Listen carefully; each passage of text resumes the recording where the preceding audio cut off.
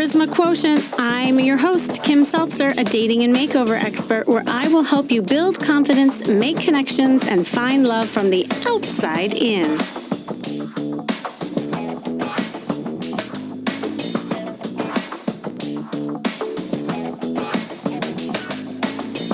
What are you scared of when it comes to dating? Sure, you might say, "Oh, it's not about me being scared or fearful, but rather you just haven't met the right person or you're just not ready for a relationship." But have you ever stopped to think that deep down you might be scared and that's why your dates and relationships don't pan up?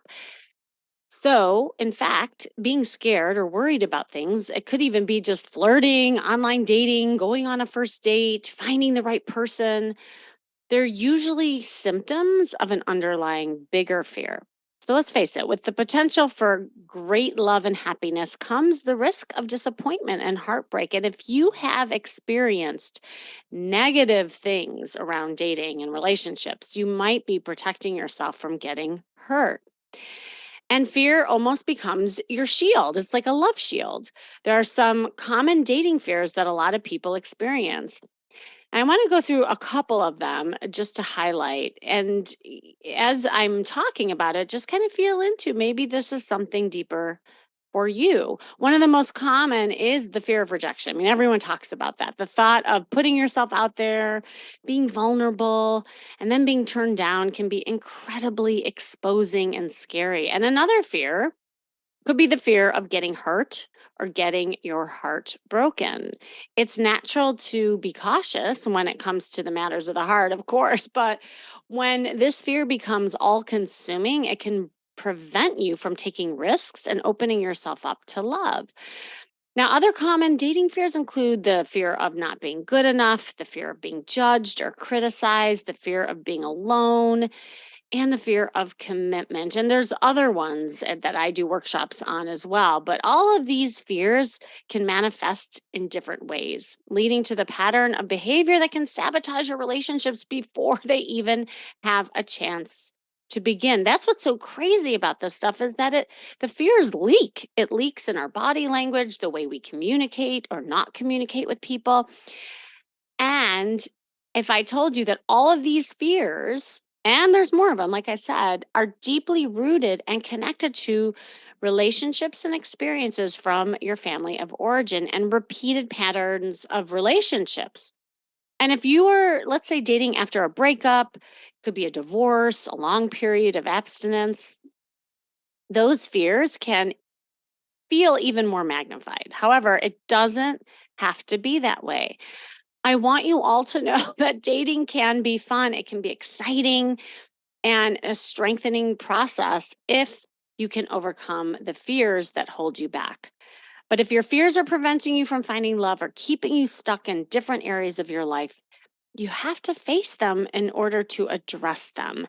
And you got to get a little uncomfortable in order to change some of those things. Because again, as I always say, no one changes in a state of comfort. You can keep working all day long. You can stay in your comfy cocoon and watch Netflix, but that's not going to help you shift. So you have to invest your time, your trust, emotions into the dating process for it to have any kind of chance of working out and really change. Well, today on the line, I have a woman who has experienced 3 divorces and consequently has a lot of fears getting back out there, understandably. And I met her after she attended a workshop where we were talking about authentic dating and overcoming fears, which prompted her to reach out as she realized her fears have been paralyzing her from dating and trusting men. And I hope I can help her learn to get past some of these anxieties that she's having and facing so that she can start dipping her toe in the dating pool in a whole new way. Welcome, Elena. Are you there? Hi, Kimmy. Yes, I'm here. Hi. Thanks for being here. Thank you for having me. Yeah, no, I told you this off air. I so enjoyed our first conversation and your openness and willingness to kind of share the things that you've been, really grappling with. And one of the things that really stuck out is this kind of fear factor. I know that was what the workshop was all about that you attended, but I would love for you to just kind of share with everyone just who you are and a little bit of your background and your story and what you're facing with now. Um, okay, so my last marriage, I was married 3 times. The first one, I wouldn't really count because I was like 18 years old and I went to the military, and it was just not saying it wasn't love, but it wasn't. I didn't know how to have a relationship or less a marriage, especially my parents didn't have a good marriage. So therefore, um, I was kind of winging it. Then my second marriage was in my late mid 20s to late. And again, I still didn't have the tools to really have a relationship. Um, if I look back, I think about like what I know now that Hmm. I don't apply. Okay, we'll That circle I back thought, to that. yeah, that I thought totally. Now that I'm getting married in my 40s, definitely, I looked for everything that it was supposed to. I applied all these things. I was honest up front. Um, I even admitted all my shortcomings. And even when I was going to get married, I said, "Are you sure you want to do this? Because the only way you're leaving me is in a box." Mm. And here I am, divorced with divorce the third time. So what happened there was infidelity. Mhm. Um, it started with he started drinking, and then he started going out at nighttime and not coming home. And then finally, at the end, discovered one of his best friend's daughter. Um, he was. They sent me a text. The father, sent me a text of the communication between the two of them, and that basically kind of fractured and ended our marriage. Mm. Yeah. Well, and it's so understandable after having those experiences why it'd be kind of scary to get back out there. Oh, have you now? So where are you at now? Like, have you started dating? What's going on? Well, since last we talked, and I really enjoyed our conversation. I'm kind of an obedient student. Oh, good. I'm not saying I'm good at it, but I'm pretty obedient, So I Uh-huh. went out on one date. Oh my gosh! Yay! Yes, yes, yes. I went out on one date. I mean, there wasn't any. I was a nervous wreck, of course, Mhm. and that one I hyped up like negatively. I start off with the whole, I don't want to go. I'm tired. I don't want to get dressed. I don't want to put on makeup. I don't want to do this. I don't want to do that. But in the meantime, I fought through it, and I got dressed, and I put makeup on, and I met him at a restaurant. So it was a nice experience. Oh. It was Oh, a nice experience. I love that. I'm so proud of you, by the way. And Mm. we'll kind of come back to that date because I do want to just hear more about it and then like help you kind of move forward. But the fact that you took direction and having just a little bit of homework that I gave you, and it was like you were a good student, and that helped you kind of dip your toe in the shallow end, and it'll keep happening, I promise. But I want to get back to the fear factor because I think this is so important in why you've been kind of stuck. Um, you had shared that your parents didn't have a good marriage, and that was kind of like where things started, where you didn't really have the role model or tools to know what like a good relationship looked like. Can you talk more about that and how that related to like maybe your other relationships? Yes. My parents, ever since I can remember, they never said anything nice to each other. They barely talked to each other. They Mm. never held hands, never said, "I love you."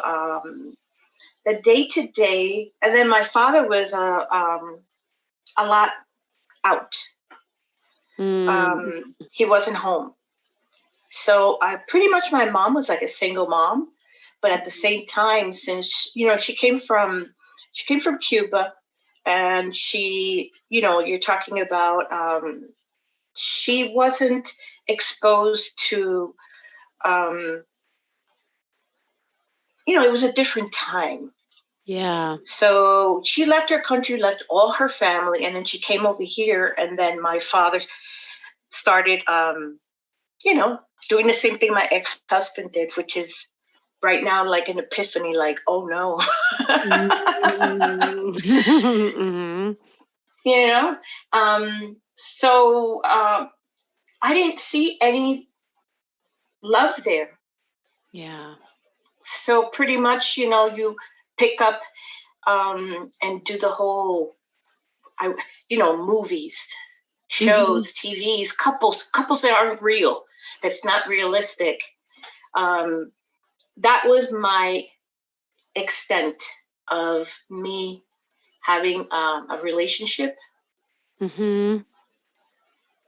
Yeah. No, I'm really glad. Thank you for sharing that you kind of highlighted that just because, I always say that the brain is so powerful. Like we all default back to what we know and what's familiar, even though we know it might not be great for us. But if you don't know any other way, it's just something that feels familiar. And it's not, I think, a coincidence that you ended up in other relationships where there was some sort of critical part of the relationship, with a man, or he didn't give you what you need, or toxicity, like all those things. Cause I was wondering, Mhm. like, was there a pattern within all those marriages? Was it similar kind of guy?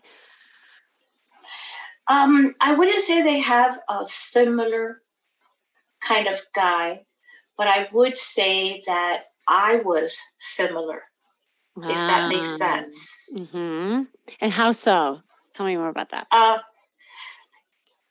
I think, I mean, I did better in my third marriage, but communication was not great. My emotional intelligence is what they Mhm. call it. Mhm. Um, I, at the beginning, I started strong, but then when we started having problems, I reverted back to not communicating.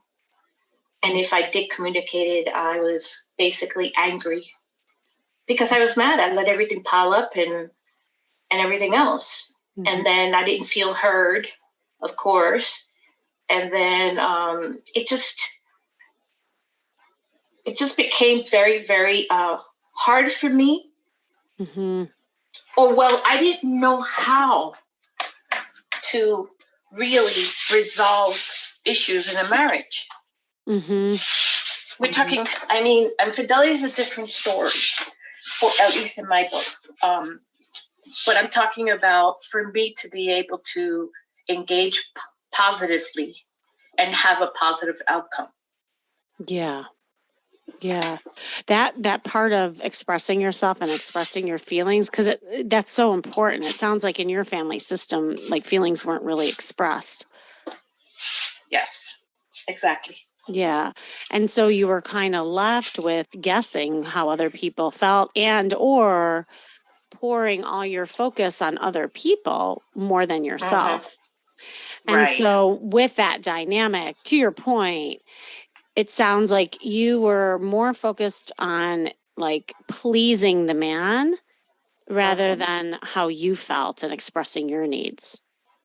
Exactly. Every time it got difficult, um, I changed. I'd adapt. Mm. And what happened was, is now that I'm single and I started, going out doing stuff, I realized that I lost so much of myself while I was married.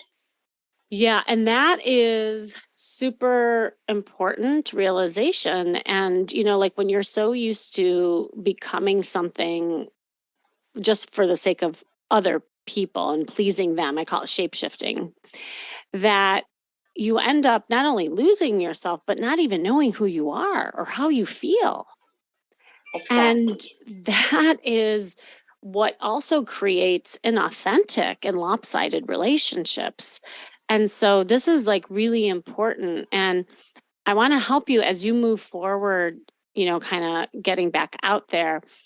When all this was happening, both in your family system and kind of this pattern with you and the men, what kind of fears started coming up when you started thinking about like getting back out there? Oh, first of all, the anxiety of Yeah. not being able to control my environment or outcome. Mm, Um, that's one. And then another fear is just, what if this happens all over again? What if I do this again? What if I meet this great guy and all of a sudden, I'm too damaged?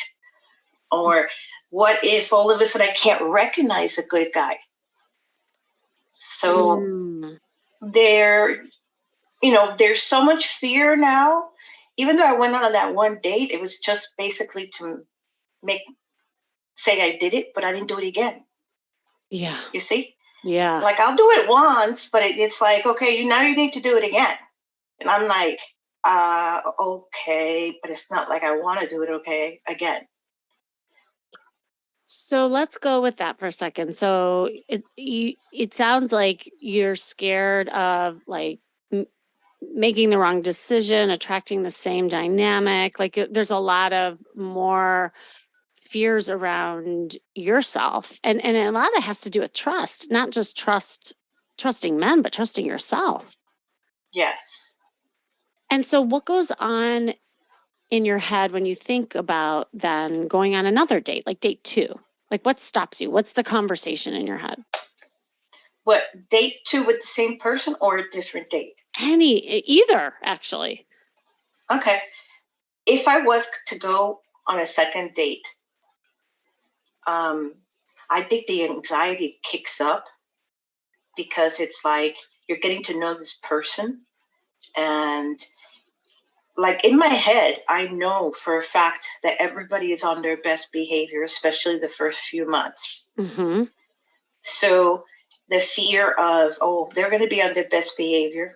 I'm probably going to be on my best behavior.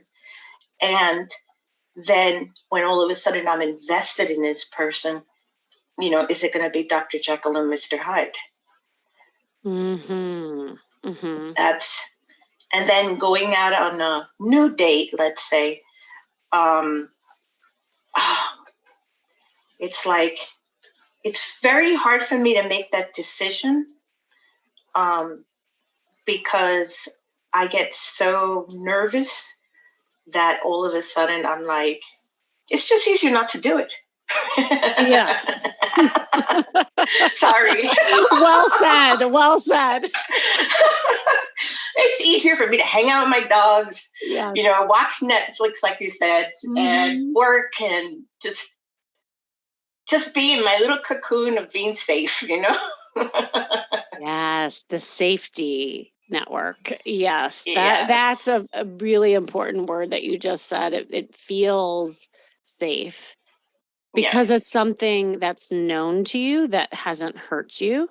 And in fact, you feel confident in like, you know what you're doing at work. You know that when you're on your comfy couch watching Netflix, nothing really bad's gonna happen. So it is like being curled up in a blankie, kind of thing. And I totally get it. It's hard to feel like you should expose yourself to getting hurt, but then at the same time, are you how are you feeling about being alone?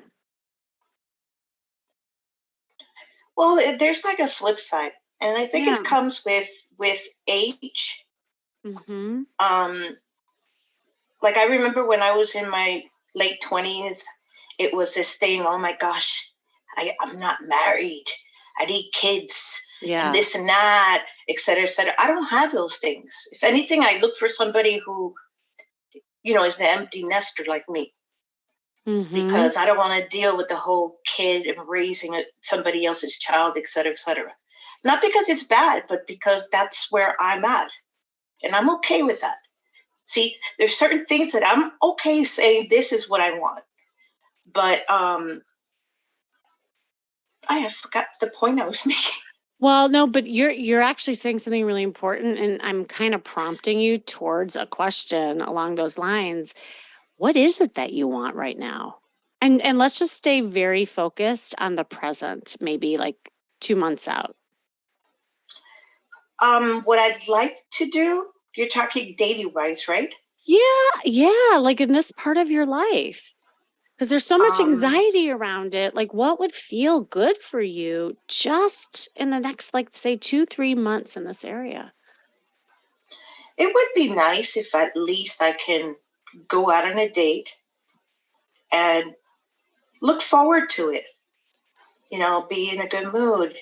Um, not for it not to be so exhausting that I like to get dressed up. I like to put on makeup. I like all these things, and I do it on a day-to-day basis, and I like it.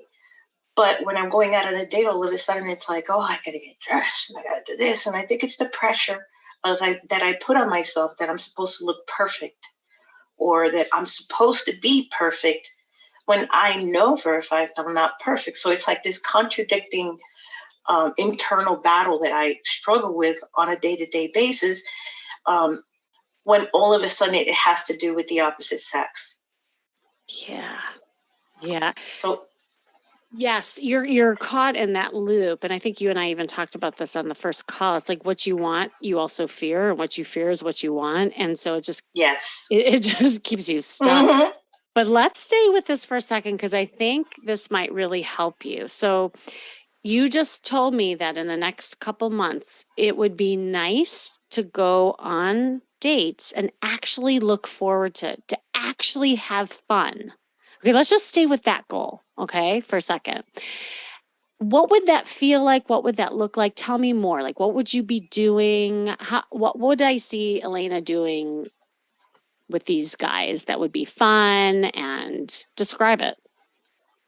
I actually would like, instead of the old usual boring, let's meet up at a restaurant and talk, et cetera, um, I would love to do like go to a festival or go kayaking or do something that I've never done before that maybe, or surprise me, but do something active where all of a sudden we're not so focused or I'm not so focused on we're going to a restaurant like you have to be um, presented like I I'm not sure how to describe it. Like on When display, like where there's this kind. exactly Yeah, yeah, perfect, yeah. perfect. I get what you're saying. Okay.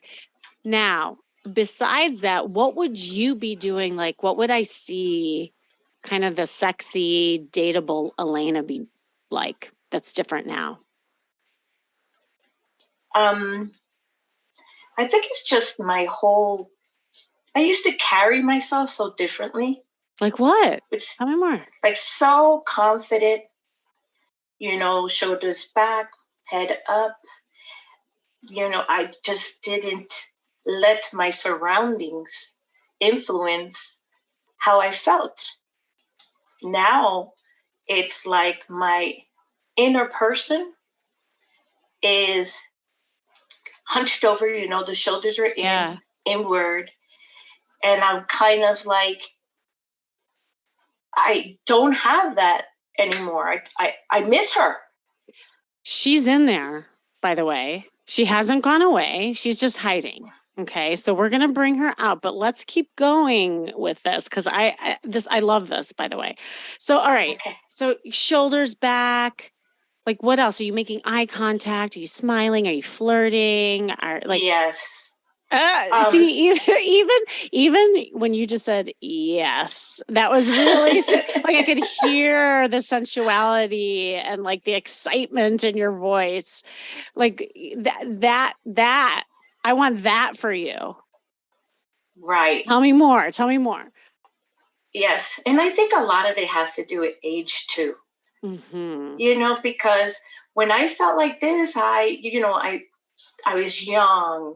Oh, I felt young. It's not so much so young because some of the time period was not that I was young, but I was, I was playful. I flirted with little kids. I flirted with old people. Um, I I walked with a pep in my step.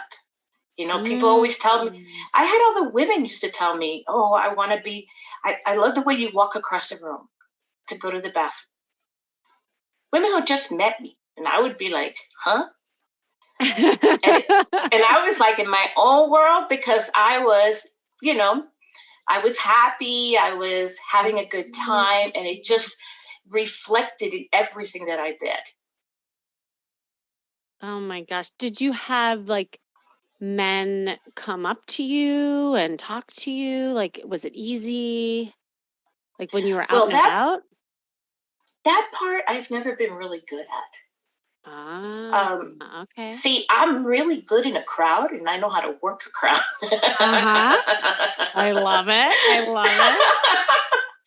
But that individual, um, when all of a sudden, let's say somebody comes and talks to me, at that first few seconds, I just want to, that fight and flight. I Yes. just want to flight, because I get so nervous and I just get really, really tense, is a good word. And now it's even worse because now you're talking about that inward person is no longer hanging out with me. Yeah. So you're talking about now, not only can I work the room, but you're talking Mhm. about I'm sitting here saying to myself, oh my gosh, if somebody talks to me, and before what I noticed also, I was more aware of people. Now it seems like I feel like the horse with the blinders. Mm. I walk into Walmart and let's say I just don't look at anybody. I go and do what I need to do. Um, or if I go to a festival, these are places that I know for a fact there's a lot of people. Mhm. Mhm. And in my brain I know for a fact, that everybody has a different type of person they like. She could be tall, she could be short, she could be chunky, she could be thin. I mean, everybody has a preference. So there's got to be a preference for me, and it's got to be more than one. See, I know this logically, but but the whole body language and the whole my exterior doesn't match with what I want or what I want to portray or Mm. that I want to meet people so that I can meet them in an environment that is not like a date. They can ask me for a date, but I still have to go out there and be like myself and everything else. And I'm not talking hunting down and be over there with binoculars and et cetera, et cetera. I'm talking about something that happens organically. I Mhm. don't let the organically situation happen because I'm scared, petrified. Yeah. Okay, and this is really good, and I'm gonna really make things simple for you and kind of reverse engineer this because you're giving me so many great juicy things that you can work on. But one more question that I also think is part of the picture is you said you were in the military. Yes. And I mean, there's nothing like greater to squash kind of that like feminine piece than being in the military. So, like, how did that impact you too in ways of your body language, your femininity, that kind of thing? Well, um, I've always been kind of a flirt. Of course, not during boot camp and all that time, et Right. cetera, et cetera.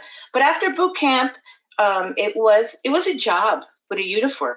Uh-huh.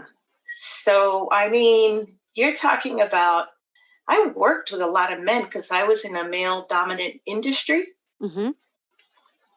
and I still did not lose my femininity. And also, I flirted all the time because it was part of who I was. I remember my mom used to say that ever since I could walk, that I would be flirty I because I was mhm. always so big about life, um, Mm. Oh. happy. I don't know how to explain it. Were your parents okay with you being that way, or did you hear messages of like, "Oh, you're too much," or "You gotta dim that a little bit"? Oh, I did. I used to hear that all the time from my mom. Aha. Yes. But I never did because it was part of who I was or I am. I miss her. I know that. I miss She was I brave. okay. So, let's give her a name. What's her name? Um, I don't know. Let's give her a name. Let's give Let's give her, her a fun, flirty name. let's call her Sam. Sam? Samantha? Samantha? Nice. Okay, sexy Samantha. Um, I this is what you're gonna do because you said you're really good at homework and you're really good at tasks. And from what you're telling me, that like when given permission and you have tools and you have a costume on, you're able to do it. And sexy Samantha is gonna come out and play. And here's the thing. All the stuff that's tripping you up, all these fears that you're having, are way outside yourself and huge. Like you're getting way too ahead of yourself. Like you're attaching one date to, oh my God, I'm gonna pick the wrong guy and I'm gonna get divorced again and blah blah. Like you know what I'm saying? Like you're going from A to Z and you're Right. attaching one little mini micro experience with a man to all these other things that might happen or could happen to you based on what has happened. And this is what I find true for everybody. Like we always think of things way ahead of ourselves and you're a thinker and you even said that, and a lot of it has to do with your upbringing because you didn't you didn't see a lot of predictability and dad was gone a lot and like you were left to guess how people felt and so there was a lot of uncertainty growing up, so no wonder the fear of not having control of the outcome is one of your greatest fears because all the outcomes so far has been bad. And so I want to get rid of that and just start really really small so that you don't have this pressure and anxiety with every little micro transaction or interaction with a man. And I love the idea of you just being kind of social, and instead of worrying about the man or the boyfriend or the next husband, like let all that go. Let's just focus on your skills and having sexy Samantha come out and play. Sounds like a great idea. You even sound lighter. Like as you were, and I don't know you listening to Elena, your voice got so excited and happy as you were talking about sexy Samantha. Yes, And because she was fun. yes, and I mean, she's you realize that, but I think it might be easier to just have her come out and play when you can. And I realize you're busy at work and some of it is just an excuse because it's like a barricade for yourself, and carving out, like, even if it's just once a week where you're exercising sexy Samantha to come out and play. And you can do that by focusing on really like tangible things. I would pick out 5 costumes for Samantha, like your wardrobe, like dresses, like think sexy Samantha, what would she wear? And I want you going out in the world. It could be at the coffee shops, it could be at, Whole Foods, the grocery stores, it could be at the ENA events, which is a social club that you're in. It could be any of those venues. And put your costume on and just practice being that playful, happy, kind of just peppy girl who smiles and makes eye contact and just see what happens. Just do it as an experiment for the next month, once a week. That's all. It's like going to the gym. Yes. I'm actually writing it down. Good. Yeah, like Got it pick right? out and it's fun. Like you can do some prep work. Like I want this to be fun. Like, and do you like to dance at all? Yes, of course. Yeah, I I'm mean, Latina. yeah, Latina. I mean, I'm sorry, but the Latina, you guys, you are the sexiest people alive. I actually just came from a salsa dancing class, truth told, right before we hopped on. And I'm feeling sexy after that dance. Like you got it going on and the music, like create a playlist of some sort where it has all your favorite music that makes you move in your body, that gets you in that happy place. And before you go out on the social kind of experiment, do some dancing, play the music as you're getting ready. Like get excited. Don't worry about the husband, the boyfriend, all the stuff that has happened. This is the time for sexy Samantha to come out and play where you can work towards merging her with Elena. And this is the 2.0 or 3.0, actually 4.0 version of you that is going to attract something amazing and wonderful. But right now, just get back to you. Yes. Sounds like a total plan. Now, as I'm saying all this, how are you Hmm. feeling? Um, I'm hopeful the merging 3 4.0 Milena. uh, That one I would love. If I can get me back, oh my gosh, I would love. Without feeling, you know what it is too?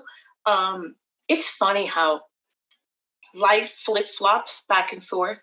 mm, When you're in your 20s and 30s, none of the men wanted to commit. You had to find the right one. It was like, it was very difficult. Everybody just wanted to hang out and play and this and that. yeah. What I find myself now is that everybody, all the men my age want to settle down and they want to get married and they say it from the get go. And it's like, that's a lot of pressure, because I want to date around. I want to learn how to do it because this is Yeah. another thing. I've never dated. I Mm, don't know how to date because that's not like from a Spanish culture, that's not really how you do things. right. So now you're talking, I'm 58 years old and I want to date so that I know what I want and what I don't want, or at least know what I don't want to find out what I do want. Yeah. Bam. Yes, yes, yes. Oh my god, if I had music, I'd be playing it right now. Maybe I'll edit that in. Yes, Elena, that's exactly it. And if you've never dated before, really what you're doing is you're dating yourself and you're getting to know what you like and what you don't like. It's like being the kid in the candy store. You've only had a gobstopper and a Hershey's. You don't know all the other tastes that are out there and the things that are right for you. And this time around, as you learn how to date, you're also feeling into what feels good to you because again your focus has always been the man and making them Yes. happy versus what makes Elena slash Samantha happy, and that's your journey. That's where it starts, and I think I shared this with you off air. I do these dating retreats and it was really amazing because so many people there had the same journey as you. And it was so cute because everyone kind of wanted to learn how to date and it's the same thing and we do it. Like we go over the fears, we go over online dating, we go over how to flirt, the body language, like all the things that trip a lot of people up when they're dating in the second act. And at the retreat, it's co-ed, so everybody was just kind of being vulnerable and really sharing things. I brought in salsa dancers, and when they were learning how to dance and get more in their body, I put them on scavenger hunts. So to your point, we forget how to play. And I had them Mhm. go out into the world and do all these different things that like a kid would have no problem with. But as adults, we do, and so Yes. it forced everyone to really get out of their head and getting into their play. I did improv, and then we got deep and we really started working on how to express yourselves. I mean, at the end of the retreat, it was so funny, and it's exactly what we're talking about. They said, this wasn't as much as finding the man or the woman. This was really about finding me. And everyone, like, it was just these like aha moments. And now they're doing wonderful and they're dating up a storm. But the point is that you have to feel good about you first before worrying about Yes. anything else. And the rest will come. And like you said, and just learning how to date for yourself. Yeah. And one of the things I tend, like this last time, I don't know how this guy decided to go out with me either. The one that I told you about that I went on a Yeah. date, because I was like, okay, you're gonna crack up. I was like, okay, you want to take me out to dinner? That's fine. I go, but I don't want to feel responsible for your feelings, okay? Because I was like, Oh, that's great.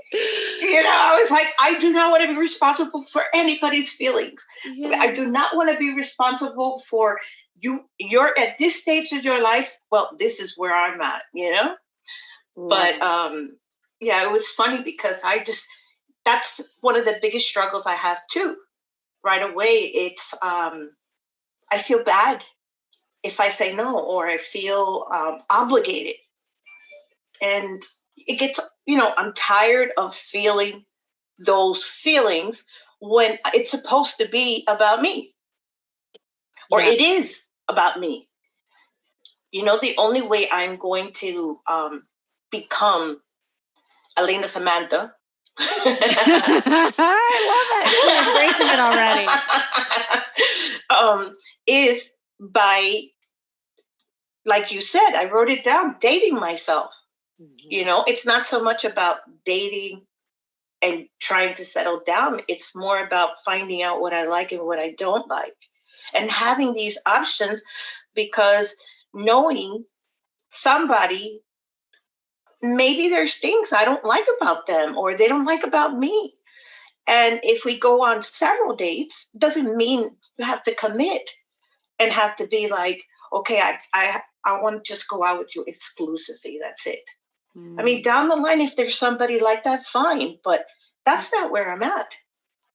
Yeah.